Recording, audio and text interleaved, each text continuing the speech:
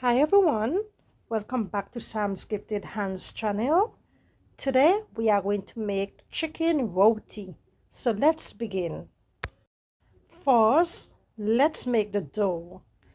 In my bowl, I have 2 cups of all-purpose flour, quarter teaspoon of baking powder, half teaspoon of salt, and I use about 3/4 cups of water, and that is lukewarm water. After mixing your dry ingredients together, you are going to add your water and bring your dough to a soft dough. It should take about 3 minutes to bring the dough together. And do not over knead the dough, right? Do not over knead the dough. You don't want your result to be a hard roti, all right? If your dough is too sticky, feel free to add some flour so it can be manageable. And when you're working with this dough, do not apply a lot of pressure to it. For example, when you're making dumpling, you know your dumpling should be firm, then you apply a lot of force, right, to make that dough form. But this one, you have to move gentle with it. And also, you can do a sticky dough too, you know. You can do a sticky dough, and when you rolling it out, you just have to apply that flour to help you roll it out. Okay, yeah, you can do a sticky dough if you want. And one thing, when I was referring to dumplings, I was referring to dumplings for soup. All right, when you're making dumplings for soup, you need your dough a bit firm.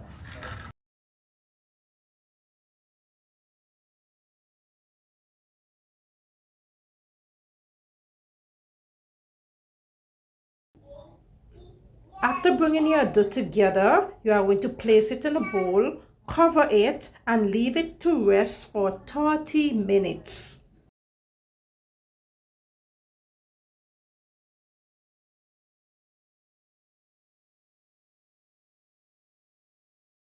I added some flour to the bowl to prevent the dough from sticking.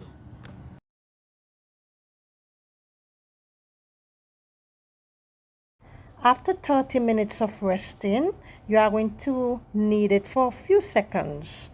Then you are going to divide it into 5 parts. You can make 6 if you want, but because I'm going to wrap chicken inside, I will definitely need them a little bigger, so 5 will do.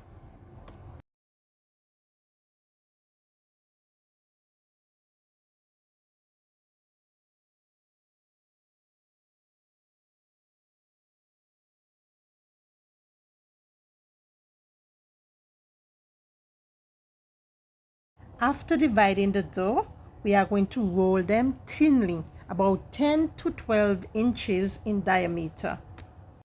You can roll your dough from center outward and keep rotating the dough each time you roll. If you want a perfect circle, but I'm not too much a fan of a perfect circle, so I just go with, as long as my filling can hold in the center, that's what matters. So you can aim for the perfect circle if you want. Add flour to your surface to prevent sticking, and also the dough so it can roll easily to a thin dough. And make sure that the edges are thin so it can be easy to cook. Have your tawa or pan on medium heat. Then you are going to apply oil and place your dough on top. Then you are going to check to see how brown you want it. I know some people like it with some brown spot, some don't like it with the spots. It's up to you. And don't let it fry too long. You can't let it fry too long because you're not making chips, all right? So be careful. Remember, it's very thin, so be careful. Then you are going to apply some oil on top of the roti. It's very important. That will help with the moisture of the roti. So place oil on top, and when you flip it over, continue the same thing. And when rolling your roti dough, You can decide if you want to do them all at once, or when you put on one on your tower, you go ahead and roll out more. Okay, that's totally up to you. So just keep turning and applying oil, and make sure those edges are cooked. And when you are putting on your dough on the pan, you can spread it out with your hands.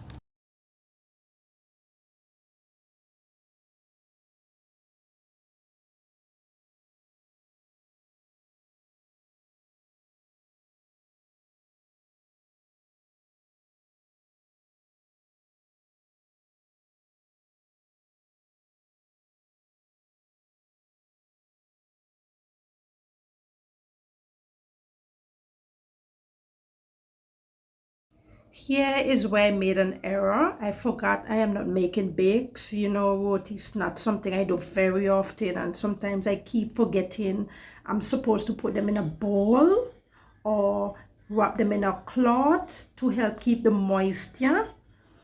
But they were good otherwise, but I just forgot. So when you're doing them, make sure you put them in a container. Cover the container. As you finish them, you put them in, or just wrap them in a cloth so the moisture can remain, preventing them from drying out, and this will help to trap the heat. All that helps with the moisture, all right? So ignore the paper towel. Don't go waste your paper towel like me.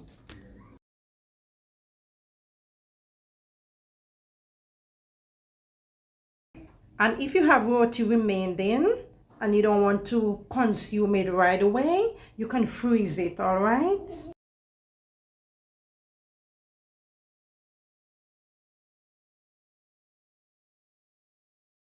So I'm going to go ahead and continue with the rest, and after this is finished, I'm going to show you how I do the curry to go with it.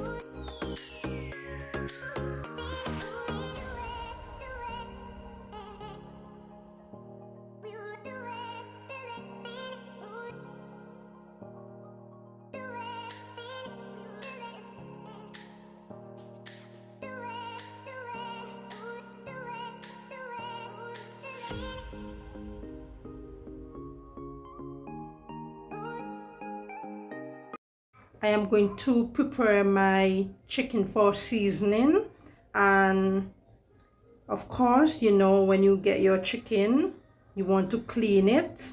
Take the fat you don't want, that yellow stuff at the bottom, cut that off, and so forth. Remove any feathers, and you scrub them with some lime or vinegar.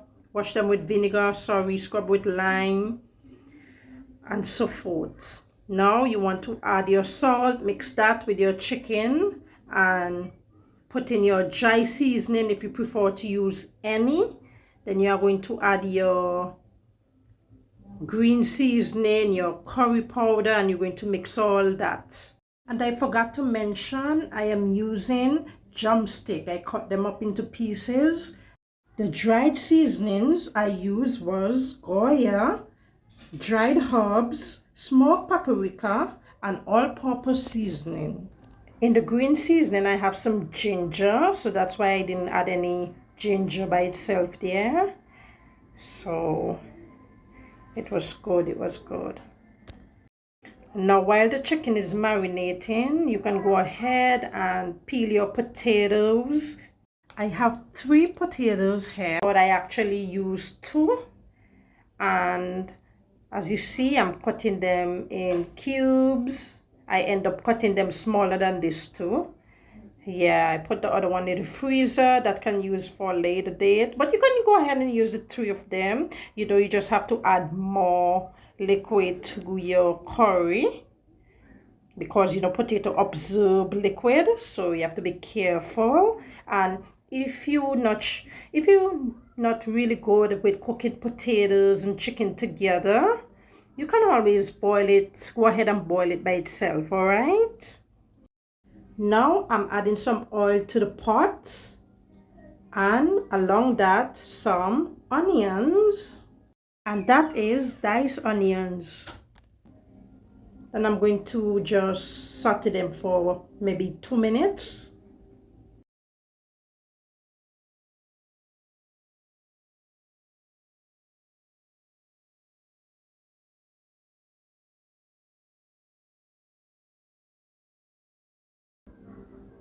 Then here goes my garlic.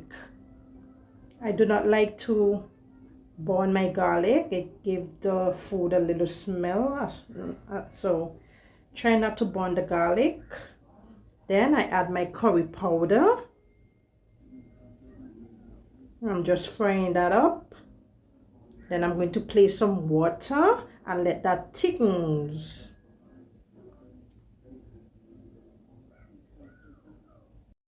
After it thickens, I'm going to add my chicken. Then I'm going to cover the pan and let it release its own juices. Then after, I'll add some more water to that. Then when the chicken is maybe halfway through, probably maybe 3/4 through, I'm going to add my potatoes. And I don't need any salt. I didn't put no additional salt in the pot, because you know I put those dry seasoning as well, so it was a good balance. And it's up to you how much liquid you want remaining when you're doing your roti, all right? Sorry, your curry chicken. It's up to you. And all the measurement will be listed in the description section. And oh my, it was so good, so good. And I forgot to say I didn't add any peppers, because I have a toddler who is eating from this, so I didn't add any peppers. So about 3/4 along the way, I added the potatoes. I didn't get to record that part. And you want to make sure that you don't mix up your potatoes too much in the pan, because it can break up and they can burn easily. It can settle to the bottom and the sauce can become thick and it can burn easily. And when the potatoes are tender, you take off the stove, and of course the chicken is tender.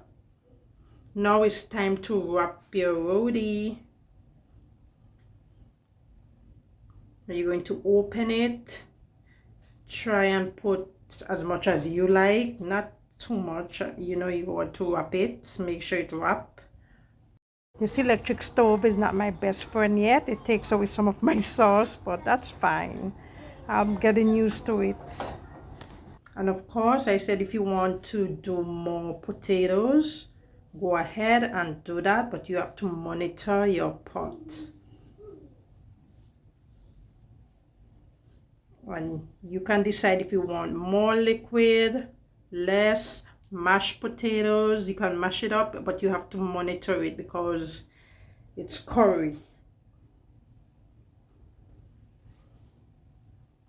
After putting in your filling, you are going to fold it.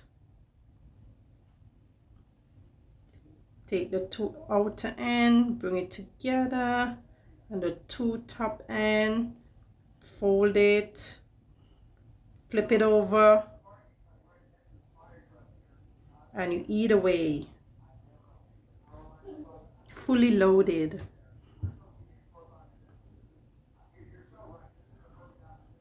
And I'm going to take a bite. Look at that. So soft, moist, delicious, flavorful. Look at that. Very simple. I enjoyed every bit of it. And of course, you can eat your roti by itself, that we are accustomed doing, or you can eat it with a salad. It's totally up to you. All right, that's my second one. So thank you for watching, and I hope you enjoyed the video.